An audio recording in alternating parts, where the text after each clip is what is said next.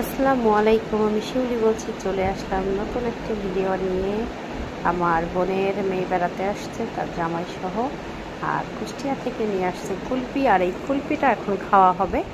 কুলপিটা আমি আগে একটু বের করে রাখছিলাম বলে একটু ভুলে গিয়েছিল, আর এটাকে সুন্দরভাবে এখন ঢেলে নিচ্ছি। কুলপিটা বেশ অনেক কয়টা কুলপি নিয়ে আসছে, এটাকে ভালোভাবে এখন করে নেব। যেই গরম পড়তেছে, আর এই গরমের মধ্যে কুষ্টিয়ার কুলপি মানেই সেরা।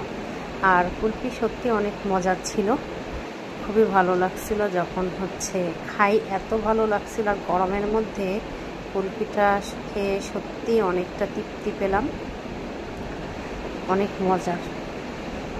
যাই হোক, সবাইকে দিচ্ছি। ওরা বলছে আমরা খাবো না, তোমরাই খাও, কারণ ওরা নাকি আরও খেতে পারবে, আর আমরা তুলে আসি। যাই হোক, তারপর ওদের নাস্তা দিলাম। সব কিছু করার পরে বাহিরে চলে যাব ঘুরতে।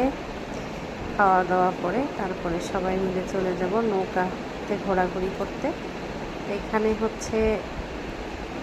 সারা আর হাফসা মিলে একটুখানি কুইটফোর্ড হসপিটালের সামনে যে কলেজ আছে ওখানে ওরা সবাই ঘুরছে, আর আমরা ওইদিকে ডাব খেয়েছিলাম।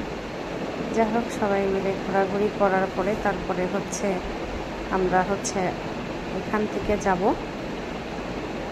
নৌকাতে, কারণ নৌকা জার্নিটা রাত করে খুবই ভালো লাগে। নৌকা ভ্রমণটা এতই ভালো লাগে, সদরঘাটের দিকে চলে গিয়েছিলাম। সদরঘাটের থেকে আবার ওখানে ঘোরাঘুরি করে ওখান থেকে চলে আসব। চলে আসার পরে এদিকে এখানে বিফ চপ খাচ্ছিলাম। বিফ চপটাও মাশাআল্লাহ খুবই মজার ছিল, আর এটা অনেক টেস্টি ছিল। আর এটা আমি কীভাবে কী দিয়েছিলাম সব কিছুই আপনাদের বলবো।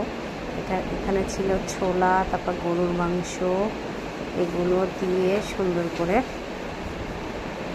সিদ্ধ করে নিয়েছিলাম। সিদ্ধ করার সময় এলাচ, দারচিনি, তেজপাতা, মাংসের মশলা যা যা লাগে সব কিছু দিয়েই সুন্দরভাবে সিদ্ধ করে ব্লেন্ডার করে নিলাম। ব্লেন্ডার করার পরে এর মধ্যে একটু পেঁয়াজ কুচি দিয়েছিলাম, আর মসুরের ডাল কয়েকটা আস্ত দিয়ে দিয়েছিলাম।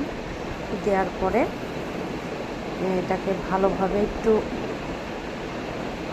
ময়দা দিয়ে এটা ভালোভাবে মাখাই নিয়েছিলাম। মাখানোর পরে এটা সুন্দর করে ভেজে নিয়েছিলাম। অতিরিক্ত ডুবো তেল দিয়ে আমি ভাজিনি, কারণ অতিরিক্ত ডুবো তেল দিলে এটার মধ্যে ভেঙে যেতে পারে, এই জন্য এভাবেই দিয়ে সুন্দর করে ভেজে নিচ্ছিলাম। মাশাআল্লাহ অনেক মজা হয়েছিল খেতে, খুব দারুণ একটি খাবার ছিল।